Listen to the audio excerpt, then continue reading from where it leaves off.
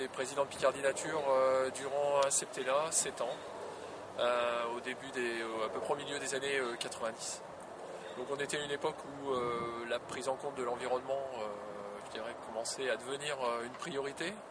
Je dirais pour moi, je suis intervenu à un moment donné où, disons, les associations confirmaient leur institutionnalisation, c'est-à-dire que globalement on était de plus en plus sollicités pour un tas de réunions. Ça a été le moment de la mise en place de Natura 2000 et avec cette mise en place notamment pas mal de conflits avec les usagers des espaces naturels qui ne comprenaient pas bien ce que venait faire l'Europe dans leurs marais et dans leurs bois. Donc à ce moment-là, en fait, le maître mot de l'État, des collectivités, c'était concertation. Donc on était phagocyté par un tas de réunions dont l'utilité n'était pas toujours avérée. Mais il fallait qu'on soit là.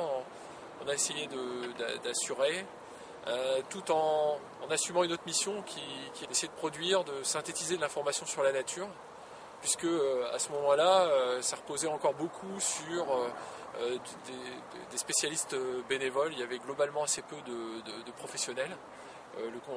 Localement, le conservatoire des sites naturels de Picardie commençait à prendre son essor. Sur la côte, c'était également le cas du syndicat mixte d'aménagement de la côte Picardie. Donc Picardie Nature, à ce moment-là, à mes yeux, a un peu été submergé par le travail à faire. En plus, ça nécessitait forcément une organisation à mettre en place. Et puis, globalement, assez peu de moyens humains, disons professionnels, à disposition. Donc là, aujourd'hui, les choses ont un peu changé. On a plus de moyens, mais c'est pas pour ça que c'est plus facile. Dans le sens où on l'a vu, l'environnement, la biodiversité, c'est devenu des préoccupations affichées, ça fait partie de l'ensemble des schémas de protection de l'environnement, du développement durable, etc. Mais moi j'estime qu'aujourd'hui c'est pas encore suffisamment passé dans les mœurs, c'est-à-dire qu'il y a encore un besoin fort d'avoir des organismes comme les nôtres qui assurent quelque part un contrôle, je dirais un peu du contrôle de gestion, si on peut s'exprimer comme ça, de façon à s'assurer que dans toutes ces démarches, quelque part, on met l'argent où il faut. On agit dans le sens de l'intérêt commun, c'est-à-dire effectivement de préserver l'environnement pour tous, et que du coup c'est important qu'on soit là pour essayer de recentrer soit le débat ou de faire en fait la lumière, voire donner la vérité sur certaines situations. Et encore hélas aujourd'hui au quotidien, on se rend compte que, on l'a vu récemment avec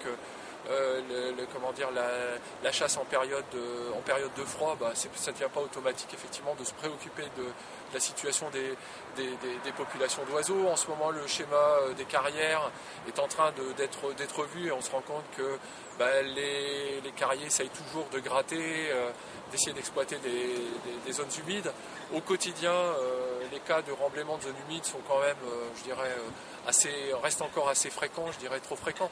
Donc il y a toutes ces choses-là qui, à mon avis, sont importantes à rappeler et je pense que c'est le rôle des associations comme Picardie Nature.